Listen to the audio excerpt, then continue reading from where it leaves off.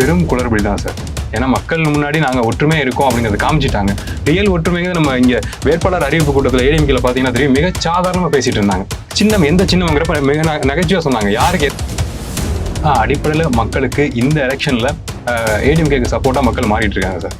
ஏன்னா ஒரு positive vibe இருந்துச்சு டிஎம்கேக்கு. ஆனால் அவங்க கட்சிகளுக்குள்ள இந்த கூட்டணி கட்சிகள் அந்த குளறுபடிகள் வெளியே தெரிஞ்சனாலையும் அது அவங்க மக்கள்கிட்ட பிம்பப்படுத்த மட்டும்தான்.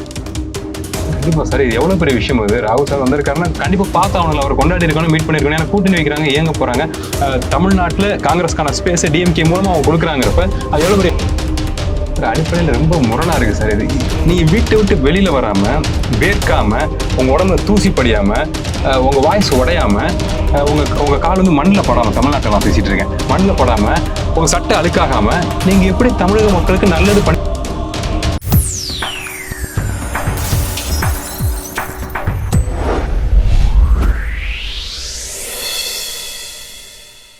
வணக்கம். கோல்டன் சான்ஸ் வழங்கும் அரசியல் களம். இன்றைய அரசியல் களம் நிகழ்ச்சியில் நம்மோடு இணைந்திருப்பவர் அரசியல் விமர்சகர் திரு அருணோதயன் அவர்கள். வணக்கம். வணக்கம் சார். எதிர்க்கட்சி தலைவர் திரு இபிஎஸ் அவர்கள் தொடர்ந்து சுற்றுப்பயணத்தை பண்ணிட்டு இருக்கார். தேர்தல் சுற்றுப்பயணம் நாளுக்கு நாள் மக்களிடம் ஒரு பெரும் ஆதரவை நம்ம பார்க்க முடிகிறது. உங்களுடைய பார்வை, அவர்களுடைய ஆதரவு எந்த அளவுக்கு மக்கள்கிட்ட சார்? நம்ம முதல்ல பேசின மாதிரி அந்த தேர்தல் வரையறைக்கு ஒரு நேர்மறை அலையை உண்டாக்கியிருக்கு. ஸோ அதை பத்தின விளக்கங்கள் என்ன சொல்றாங்க? ஏன்னா இப்போ வரையறைக்கா சொல்லிட்டாங்க, திட்டங்கள்லாம் நல்லா இருக்கு, அதை பத்தி அவர் பேசுறாரா, அதை எப்படி நம்ம பாசிபிள் பண்ண போறோம் தமிழ்நாட்டில் அப்படி விஷயம் சொல்றாரான்னு சொல்லி மக்கள் பாக்குறாங்க. அதை தாண்டி பொதுவாகவே சார் இப்போ டிஎம்கேக்கு எதிரான ஒரு மனநிலை மக்கள்கிட்ட உண்டாயிருக்கு. அது தொடர்ச்சியா பார்க்க இப்போ இந்த ரீசெண்ட் டேஸ்ல அவங்க அந்த எலெக்ஷன் கேம்பெயின்லாம் இருக்குல்ல, அது டிஎம்கே மீதான ஒரு சலிப்பை உண்டாக்கிச்சு. நான் சொல்றேன், எடப்பாடியா வராருன்னா மக்களை பாக்குறாரு, பேசுறாரு, அது கரெக்டா இருக்கு, அவரை பார்க்கறது கொஞ்சம் எக்ஸ்க்ளூசிவா இருக்கு. ஆனா ஸ்டாலின் சாரோட அந்த ப்ரொமோஷன் வீடியோஸ் ஆகட்டும், யூடியூப் திறந்தாலே ரெகுலரா வீடியோஸ் அவரை பார்த்து அந்த ஒரு சாங் ஒன்று எடுத்துட்டாங்கல்ல, அதை எந்த யூடியூப் வீடியோ யார் ஓப்பன் பண்ணாலும், இப்போ நீ ஓப்பன் பண்ணா கூட எல்லா வீடியோமே இருக்கும். மீன்ஸ் டிஎம்கேக்கு ஆப்போசிட் அஜெண்டாவில் வீடியோஸ் யூடியூப்ல இருந்தா கூட அதை கிளிக் பண்ணாலும் அதுலயும் வருது. ஸோ தொடர்ச்சியா அப்படி இந்த டிஎம்கேன்னு பாக்குறப்போ ஒரு சலிப்பு மக்களுக்கு தட்டிருச்சு. ஸோ அதுவும் ஒரு காரணம் நான் சொல்றேன். இன்னொரு விஷயங்கள் இந்த தேர்தல் பிரச்சாரத்தில் நம்ம பார்க்க முடிகிறது, தனி மனித தாக்குதல் அப்படிங்கிற ஒரு விஷயம் நம்ம பார்க்க முடியுது. அதாவது அதிமுக மீது திமுக வைத்த குற்றச்சாட்டு கீழே குனிந்து காலுக்கு கீழே குனிந்து பதவி வாங்கினார் அப்படிங்கிறது. ஏற்கனவே பல முறை அவர் குற்றச்சாட்டு வைத்தாலும் திரும்ப திரு உதயநிதி ஸ்டாலின் எடுத்து பேசுவதற்கு காரணம் என்ன? இந்த விமர்சனம் சரியா? அதான் சார், அடிப்படையில அந்த பெண்ணியம் விஷயங்கள் பேசுறாங்கல்ல, அதை நீங்க பேசுறீங்கன்னா இங்க ஒரு வார்த்தை பயன்படுத்துறாங்கல்ல, காலுக்கு நடுவுல போறதுன்னு. யாருக்கு காலுக்கு நடுவுல போனது? ஒரு பெண்ணோட நீங்க சொல்றது அதான் சொல்ல வரீங்க. தமிழ்நாட்டோட முதலமைச்சர், வேலைவான முதலமைச்சர், இந்தியாவை மதிச்ச ஒரு முதலமைச்சர், இந்தியாவுக்கு பயங்காட்டுன்னு ஒரு முதலமைச்சர், அவங்களோட காலுக்கு நடுவில் போறதை நீங்க விஷயமா பேசுவீங்க. அதுவும் ஒரு பெண்ணை பத்தி அவங்க காலுக்கு நடுவில் போனதை பத்தி நீங்க ஒரு விஷயமா பேசுவீங்க. இது பெண்ணியம் காக்குற ஒரு கட்சியா இது? சோ அப்ப அந்த மாதிரி பாயிண்ட் நீங்க வைக்கிறப்ப சாதாரண எனக்கே ஒரு ஆதங்கம் வருது. நான் கட்சி சாராம இருந்தாலுமே நமக்கே ஒரு ஆதங்கம் வர்றப்ப, அப்ப நான் குட்டி பையன், இப்ப இந்த விஷயங்கள் தெரிய வரப்ப நமக்கே என்ன இப்படி பேசுறாங்க அரசியல்ல அப்படின்னு வரப்ப, மேடைகள்ல இப்படி வார்த்தைகள் பேச முடியுது, நம்ம மைண்ட்ல என்ன இருக்குன்னு தோணுதுல சார் நமக்கு. சோ அப்ப கட்சி சார்ந்த நபர்கள் கட்சியை இயக்கக்கூடிய அதோட பொறுப்பாளர் இருக்கக்கூடிய எடப்பாடியா எப்படி கண்ட்ரோல் பண்ணிட்டு இருப்பாரு? அவர் மிக நாகரீகமா பல இடங்கள்ல சமாளிச்சு கடந்து போயிருக்காரு. அது விஜய் சாரா இருக்கட்டும், சீமான் சாரா இருக்கட்டும், இல்ல ஸ்டாலின் சாரா இருக்கட்டும், இல்ல உதயநிதி சாரா இருக்கட்டும், எல்லாருமே கடந்து தான் போயிருக்காரு. நாகரீகமான அரசியலா தான் கடந்து போயிருக்காரு. ஆனா இங்க இந்த மாதிரி வார்த்தைகள் தொடர்ச்சியா எடுத்து வைக்கிறப்ப ஒரு அளவுக்கு தானே சார் பொறுமையா இருக்க முடியும். ஏன்னா எல்லாருக்கும் விஷயங்கள் தெரியும், அந்த லீக் அப்படிங்கிற விஷயங்கள் எல்லாருக்கும் தெரிஞ்சுதான் இருக்கு. ஆனா அரசியல் நாகரீகம் கருதி யாரும் யாரோட பர்சனல் பத்தியும் பேசாம இருக்கும். அதான் சரின்னு நான் நம்புவேன். சோ அப்படி இருக்க ஒரு சர்டன் பாயிண்ட்டுக்கு மேல நீங்க இந்த மாதிரி அநாகரீகமா தொடர்ச்சியா பேசிட்டே இருந்தீங்கன்னா பாருங்க, இப்ப டிஎம்கே பெண்களுக்கான சப்போர்ட்டிவான வரவேற்கை கொடுக்குது, ஏடிஎம்கேயும் கொடுக்குது. பெண்கள் தமிழ்நாட்டில் பாதுகாப்பா இருக்குன்னு சொல்லி நம்ம பேசுறோம். மிக கொடுமையான விஷயங்கள் கடந்த ஒரு 2-3 மாசங்கள் நடந்துட்டு இருக்கு நம்ம சொல்லி பதட்டப்படுறோம். சோ அப்படி இருக்கப்ப நீங்க ஒரு பெண்ணை வச்சு, பெண்ணுக்கு நடுவில் காலுக்குள்ள ஒருத்தர் போராடுங்கிறத வச்சு நீங்க விஷயமாவே எடுத்து பேசுறீங்க, ஆப்போசிட் பார்ட்டி டவுன் பண்றதுக்கு பேசுறீங்கன்னா அதுக்கான பதிலடி எடப்பாடியை கொடுத்துருக்கிறது நமக்கு அது நான் எதிர்பார்க்கல சார் பேசுவாருன்னு. ஸ்டில் இப்படி பேசுறப்ப அதுக்கு பதில் எதுதானோ அப்படின்னு நம்ம யோசிக்க வைக்கிறது. அதிமுக கூட்டணி கிட்டத்தட்ட அந்த கூட்டணி கட்சி தலைவர்லாம் 3 தடவைக்கு மேல பொது மேடையில தோன்றி பிரச்சாரத்துக்கு ஆதரவு கேட்டிருக்காங்க மக்கள்கிட்ட. ஆனா திமுக கூட்டணி கட்சிகள் இதுவரைக்கும் எலெக்ஷன் அறிவிச்சு இவ்வளவு நாள் பிரச்சாரம் போனாலுமே ஒரே மேடையில் தோன்றாமல் இருக்க காரணம் என்ன? பெரும் குளறுபடி தான் சார். ஏன்னா மக்கள் முன்னாடி நாங்க ஒற்றுமையா இருக்கோம் அப்படிங்கறத காமிச்சிட்டாங்க. ரியல் ஒற்றுமைங்கிறது நம்ம இங்க வேட்பாளர் அறிவிப்பு கூட்டத்தில் ஏடிஎம்கேல பாத்தீங்கன்னா தெரியும், மிக சாதாரணமா பேசிட்டு இருந்தாங்க. சின்னம் எந்த சின்னம்ங்கிறப்ப மிக நகைச்சுவா சொன்னாங்க. யாருக்கு எந்த சின்னம் வேணும் நின்று கட்டும், இது ஒரு ஜனநாயகமான கட்சின்னு சொல்லி எடப்பாடி சிரிச்சிட்டே சொன்னாரு.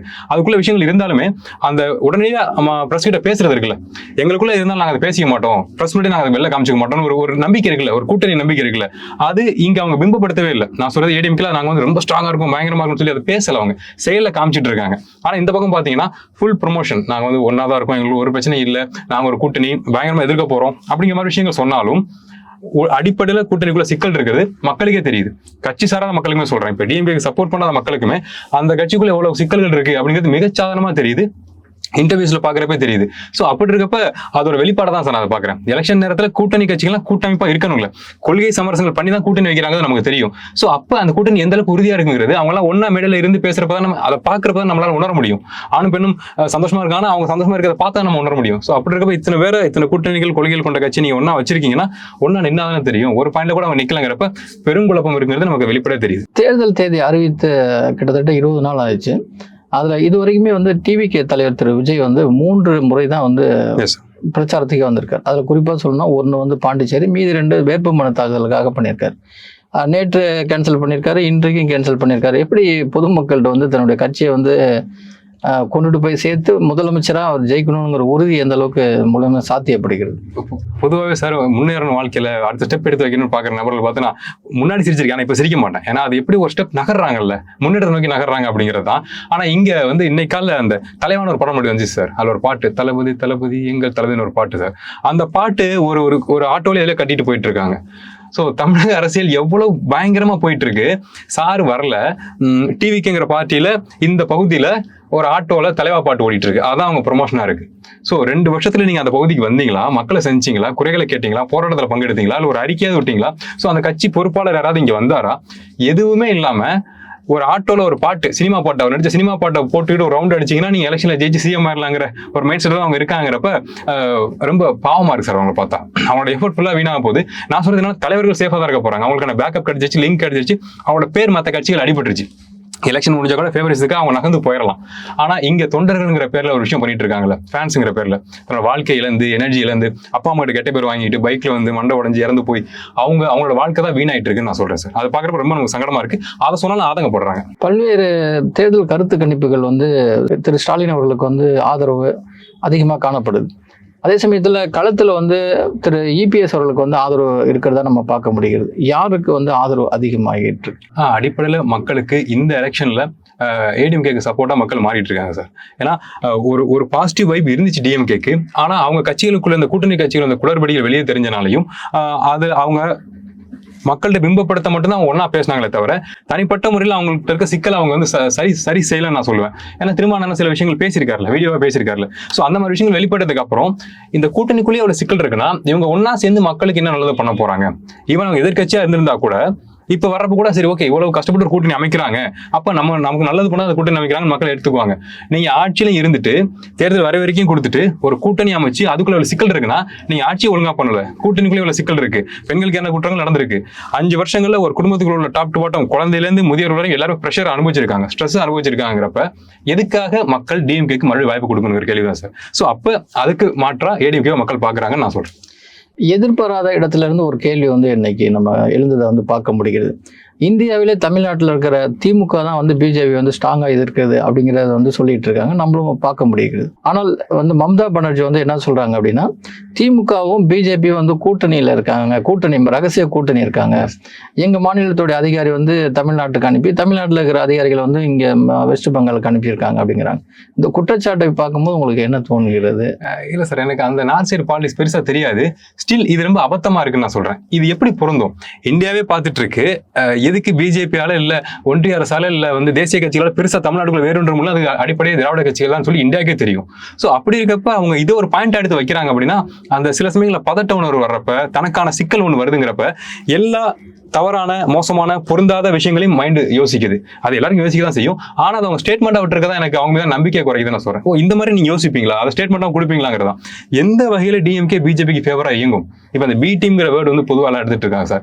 அந்த வேர்டு அவங்க மைண்ட்ல ஏறி இருக்கும்னு நினைக்கிறேன். ஒருவேளை பி டீமா இருக்குமோ அப்படிங்கிற ஆப்ஷன் ஒன்று இருக்குல்ல. சோ அதை பேச வச்சு அவங்க பேசியிருக்கான்னு நினைக்கிறேன். அதுல எந்த உண்மைத்தன்மையும் இல்லை. நான் அதை நம்ப மாட்டேன் சார். அது அபத்தமான ஒரு விஷயம். நேற்று வந்து பாண்டிச்சேரிக்கு வந்த திரு ராகுலை வந்து அதாவது திமுகவுடைய முக்கிய தலைவர்கள் யாரும் பெருசாக சந்திக்கல. அதே மாநிலத்தில் வந்து திரு ஸ்டாலினும் ஈவினிங் வந்து பிரச்சாரத்தில் இருந்தார். அப்போ 2 பேரும் சந்திக்காமே அந்த பிரச்சாரத்தை வந்து கடந்து போகும்போது உண்மையில் வந்து மிகப்பெரிய சிக்கல் இருக்கிறதா கூட்டணியில்? கண்டிப்பா சார், இது எவ்வளவு பெரிய விஷயம். அது ராகுல் சார் வந்திருக்காருன்னா கண்டிப்பா பார்த்து அவங்களை அவர் கொண்டாடி இருக்கணும், மீட் பண்ணிருக்கணும். ஏன்னா கூட்டணி வைக்கிறாங்க, ஏங்க போறாங்க. தமிழ்நாட்டுல காங்கிரஸ்க்கான ஸ்பேஸ் டிஎம்கே மூலமா அவங்க கொடுக்குறாங்கிறப்ப அது எவ்வளவு பெரிய ஃபேவர் அது காங்கிரஸ்க்கு. மீன்ஸ் பல வருஷங்கள் கூட்டணியில் இருந்தாலும் இந்த எலெக்ஷன் இன்னும் 20 நாள் தானே இருக்கு. ஸோ அப்போ அந்த கூட்டணி அவங்க சந்திச்சுக்கிறது, பேசிக்கிறது, சிரிச்சுக்கிறது, அந்த விஷயங்கள்லாம் மிகப்பெரிய ஒரு நம்பிக்கை மக்களுக்கு உண்டாக்கும். இப்ப தொண்டர்கள் இருப்பாங்க, டிஎம்கே தொண்டர்கள் இருப்பாங்க, காங்கிரஸ் தொண்டர்கள் இருப்பாங்க. ஸோ 2 தலைவர்கள் ஒன்னா பாக்குறப்ப இவங்க ஒன்னாகிறதுக்கான வாய்ப்புகள் நிறைய இருக்கு. நமக்குள்ள குளறுபடிகள் இருந்தாலும் தலைவர்களே ஒன்னா சேர்ந்துட்டாங்கிறப்ப முதல்ல இந்த எலெக்ஷனை ஃபேஸ் பண்ணுவோம், அடுத்து நமக்குள்ள இருக்க சிக்கலை பார்த்துக்கலாம்னு தொண்டர்கள் இயங்கிறதுக்கான வாய்ப்பாக இருந்திருக்கும். அதை கூட நீங்க அவாய்ட் பண்றீங்க. ஏன்னா நம்மளே இவ்வளவு யோசிக்கிறோம்னா தலைவர்கள் எவ்வளவு யோசிச்சிருக்கணும். அவங்க இதை கட் பண்ணிட்டு அவாய்ட் பண்ணிட்டு போறாங்கன்னா அவ்வளவு பெரிய சிக்கல் உள்ள இருக்கு. ஸோ இப்படி சிக்கல் இருக்கப்ப தொண்டர்கள் உத்வேகம் குறைஞ்சு போயிடும் நான் சொல்றேன். ஏன்னா பார்த்து கூட பண்றாங்க, அப்புறம் நம்ம எதுக்கு வேலை செய்யறோம் கட்சியில அப்படிங்கிற மாதிரி தொண்டர்கள் கொஞ்சம் தோண்டு போயிருக்கிறது என்னால கேட்க முடியுது. திரு விஜய் பற்றி மீண்டும் உங்களிடம் ஒரு கேள்வி. விஜயோடைய தளபதிகளா இருக்கிற திரு புசி ஆனந்தா இருக்கட்டும், இல்ல அது ஆதவ அர்ஜுனாவா இருக்கட்டும், இல்ல நிர்மலா குமாரா இருக்கட்டும், மற்ற தலைவர்களாகட்டும், இன்ன வரைக்கும் அவங்களுடைய இடத்துக்கு போய் திரு விஜய் வந்து பிரச்சாரத்துக்கே போகல. குறிப்பா சொன்னா திருச்சிலாம் இன்னும் பிரச்சாரம் அவருடைய தொகுதிக்கே இன்னும் ஆரம்பிக்கல. அப்படிங்கும்போது விஜய் எதிர்பார்த்து கொண்டிருக்கிற கட்சி நிர்வாகிகள் இல்ல தொண்டர்கள் இதனால வந்து ஏமாற்றம் அடைய மாட்டார்களா? உறுதியா ஏமாற்றம் அடைவாங்க சார். ஆல்ரெடி அவங்க தோண்டு போயிட்டாங்க. ஏன்னா சின்ன பசங்களுக்கு வந்து விஜய் சாரை பார்த்தா போதும், வந்தா போதுங்கிற முறையில் அவங்க இருக்காங்க. அவங்களுக்கு இது புரியல. என்னது அரசியல் கட்சினா என்ன சொல்றது, மக்கள் மத்தியில பிரச்சாரம் பண்ணணுமே, வேர்க்க விறுவிற்க. உதாரணம் சீமான் சார் எடுத்துட்டோம்னா தொண்டை உடஞ்சிருச்சு, அவருக்கு வாய்ஸ் பிரேக் ஆயிடுச்சு. ஆனா அவர் பேசிதான் ஆகணும். மற்ற பொறுப்பாளர் இருக்காங்க, பேச்சாளர் இருக்காங்க. ஆனா அவர் பேசினாதான் அதை நகருங்கிறப்ப, அந்த தேரை அவர் தான் இழுத்துட்டு போகணுங்கிறப்ப வயதையும் தாண்டி அவர் கத்திக்கிட்டு இருக்காரு, தொடர்ந்து கத்துறாரு, பேசுறாரு. ரீசெண்டா ஒரு 3 நாள் மழை கொட்டுது, கொடை பிடிக்காம கீழே இருக்கவங்க சொல்றாங்க கொடை பிடிச்சுங்க அண்ணன்னு, கொடை பிடிக்காம பேசுறாரு. ஆனா இங்க இவர் எவ்வளவு ஃபேன் ஃபாலோவர்ஸ் இருக்காங்க, வந்தா எவ்வளவு கூட்டம் வருது, எவ்வளவு பாசிட்டிவ் வைப் இருந்துச்சு. ஸோ அதை இனிஷியேட் பண்றதுக்கு எல்லா ஃபேவரிசமான விஷயங்களும் இருக்கு. இப்போ அந்த பக்கம் இன்றைக்கான பொருளாதாரமே இல்லை. போய் சின்ன பசங்க உண்டியல் கொடுக்குறாங்க, இந்த காசை வச்சுக்கன்னு சொல்லி. அந்த காசு வச்சு அந்த கட்சி எங்கிட்டு இருக்கு. ஆனா அவங்களே அவ்வளவு எஃபர்ட் போடுறப்ப இந்த பக்கம் பொருளாதாரத்துக்கு எந்த சிக்கலுமே இல்லை. இப்ப தேர்தல் அறிக்கையில வந்து விண்ணப்பத்துல சொல்லியிருக்காங்க இத்தனை கோடிகள் சொத்து இருக்குன்னு. ஸோ அதை பேஸா வச்சு உங்களால இவ்வளவு கம்ஃபர்ட்டா இயங்க முடியுங்கிறப்ப அப்ப நீங்க தமிழ்நாட்டுக்குள்ள எவ்வளவு விஷயங்கள் பண்ணலாம். அட்லீஸ்ட் மக்கள்கிட்ட போய் பேசலாம்ல, கட்சிக்கான விஷயங்களை பண்ணலாம். பொறுப்பாளர் மீன்ஸ் எல்லாருக்கும் பேச முடியாட்டியும், எல்லா தொகுதியிலும் போக முடியாட்டியும், முக்கியமான பொறுப்பாளர் இருக்காங்க, முகமா இருக்கக்கூடிய பொறுப்பாளர்கள், அந்த தொகுதிக்கு போய் அவங்களுக்கு சப்போர்ட்டா 4 வார்த்தைகள் பேசல என்ன இருப்போகுது. அதை கூட செய்யாம நான் வெயிட் பண்ணிட்டு தான் இருப்பேன், கடைசியில தான் நான் போவேன். எவ்வளவு ஒரு என்ன பொறுத்தவரைக்கும் ஒரு ஆணவமான போக்கா தான் சார் இருக்கு. ஆணவத்தை தாண்டி ஒரு உச்சபட்ச சோம்பேறித்தனமா இருக்கு. சோ இப்படிப்பட்ட நபர்களுக்கு தமிழ்நாட்டுல எப்படி சிஎம் வாய்ப்பு கொடுக்க முடியும்? இது என்னோட கேள்வி சார். ஆனால் திரு விஜயோடைய குரல் வந்து எப்படி இருக்குது அப்படிங்கிற விமர்சகர்கள் வைக்கிறது, நான் வீட்டில் தான் இருக்கேன், எல்லாரும் கான்பிடண்டா இருங்க அப்படின்னு சொல்லிட்டு வீட்டில் இருக்கிறதா சொல்றாங்க. இன்னும் கொஞ்ச நாள்ல வந்து டிவில இருந்து பிரச்சாரம் பண்ணுவோம், அதாவது இன்னும் கொஞ்ச நாள்ல வந்து டிஜிட்டல் மீடியாவில் வந்து பிரச்சாரத்தை ஆரம்பிக்க போறான்னு சொல்றது வந்து எப்படி நீங்க பாக்குறீங்க சார்? அடிப்படையில் ரொம்ப முரணா இருக்கு சார் இது. நீங்க வீட்டை விட்டு வெளியில வராம, வேர்க்காம, உங்க உடம்புல தூசி படியாம, உங்க வாய்ஸ் உடையாம, உங்க கால் வந்து மண்ணில் படாம, தமிழ்நாட்டில் நான் பேசிட்டு இருக்கேன், மண்ணில் படாம, உங்க சட்டை அழுக்காகாம நீங்க எப்படி தமிழக மக்களுக்கு நல்லது பண்ணிட முடியும் நீங்க நினைக்கிறீங்க? தமிழக மக்கள் அவ்வளவு பணக்காரங்களா, அவ்வளவு எலிட்டானவங்களா? நாங்க உழைக்கும் வர்க்கம் சார். அவ்வளவு என்ன சொல்றது, அவ்வளவு அடக்குமுறைகளை தாண்டி, ஒடுக்குமுறைகளை தாண்டி, குழப்பங்களை தாண்டி நாங்க இயங்கிட்டு இருக்கோம் ஒன்னா. தமிழர்கள்ங்கிற மூலம் 1000 சிக்கல் நமக்குள்ள இருந்தாலும் தமிழர்கள் மூலம் நம்ம உழைச்சிக்கிட்டு இருக்கோம். ஸோ அப்ப நீங்க எங்களை ஆளணும்னு நினைச்சா எங்கள ஒரு தோற நீங்க இதெல்லாம் ஃபேஸ் பண்ணணும். இது எதையுமே ஃபேஸ் பண்ணாம டிஜிட்டலா வந்து நீங்க கட்சியை பரப்பி ஆட்சியை பிடிச்சலாம் நினைக்கிறது எவ்வளவு உச்சபட்ச முட்டாள்தனம். இது ஈவன் நீங்க பாருங்க சார், இன்னும் சர்டன் ஒரு பாயிண்ட் வரையும் தான் அவங்க ஃபேன் ஃபாலோவர்ஸுமே சப்போர்ட் பண்ணுவாங்க. ஒரு பாயிண்ட்டுக்கு மேல அவங்க பார்ப்பாங்க, நம்ம அப்பா அம்மா சொல்றது கரெக்டாக தானே இருக்கு, இவ்வளவு விஷயங்கள் சொல்றாங்க, ஆமா நம்ம தலைவர் வீட்டோட வெளில வர மாட்டேங்கிறான்னு சொல்லி ஒரு பாயிண்ட்டுக்கு மேல நான் சொல்றேன். அவங்க அந்த மாதிரி ஆட்கள் தான். டக்குன்னு கட்சிக்கு எதிராக, விஜய் சாருக்கு எதிராக, கட்சிக்கு எதிராக திரும்ப கூட வாய்ப்பு இருக்கு டிவிக்கு விர்ச்சுவல் வாரியர்ஸ். நன்றி. நன்றி சார்.